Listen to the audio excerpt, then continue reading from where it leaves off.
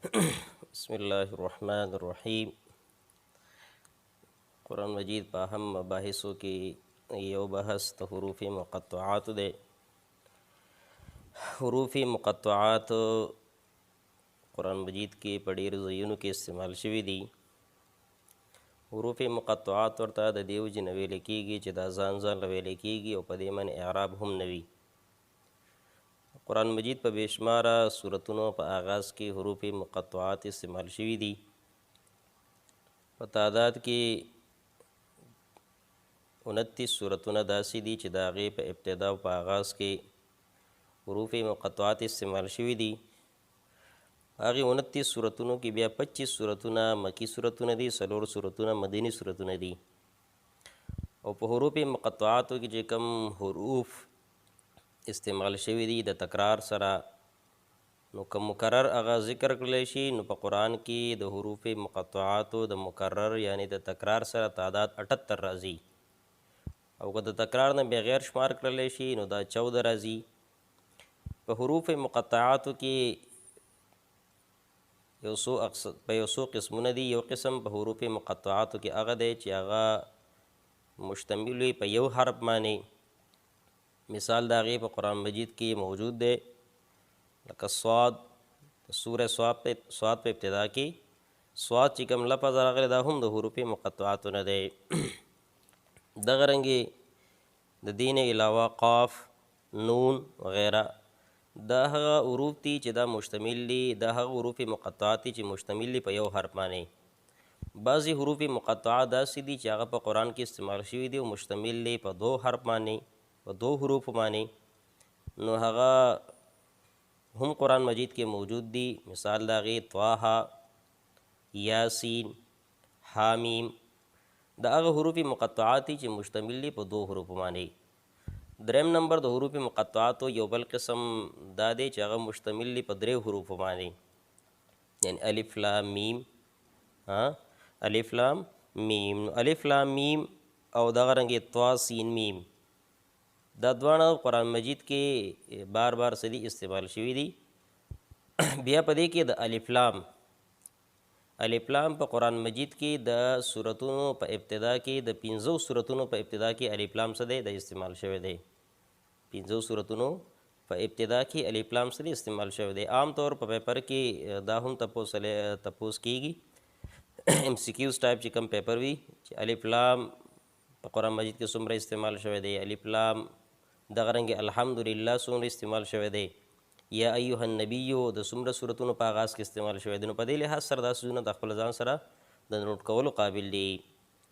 د دې نه علاوه په قرآن مجید کې هغه حروف مقطعات چې هغه مشتمل دي په 4 حروفو باندې. په 100 حروفو باندې، په 4 حروفو باندې مشتمل دي. د هغې مثال الف لام میم را، الف لام میم را، الف لام میم صاد د هغه حروف مقطعات چې دا مشتمل دي په 4 حروفو باندې. 5م قسم د حروف مقطعات هغه دی چې هغه مشتمل دي په 15 حروفو باندې. مثال د هغې کاف، ح، یا عین صاد، ح میم عین سین قاف دا هغه حروف مقطعات دي چې دا مشتمل دي په 15 حروفو باندې. نو دا مختصر بحث د حروف مقطعاتو په باره کې چې قرآن مجید کې د 29 سورتونو په آغاز کې استعمال شوي دي. تکرار په لحاظ سره د هغې تعداد 78 دی، بغیر د تکرار نه د هغې تعداد 14 دی. په 29 سورتونو کې چې کوم استعمال شوي دي په هغې کې 25 سورتونه مکی سورتونه دي، 4 سورتونه مدني سورتونه دي.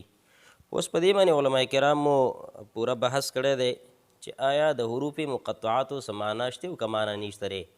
نو بعضې علما کرام د دې قایل دي چې د دې معنا شته دی، خو د دې په معنا باندې څوک پوهېږي؟ الله تعالی چې چاته پوهه ورکول غواړي نو هغه د دې په معنا باندې پوهېږي، یعنی هر څوک د دې په معنا باندې نه پوهېږي. امام مجاهد رحم الله د دې خبرې قایل دی. هغه وایي چې حروف مقطعات د اصل کې د قرآن نومونه دي، دا د قرآن نومونه دي.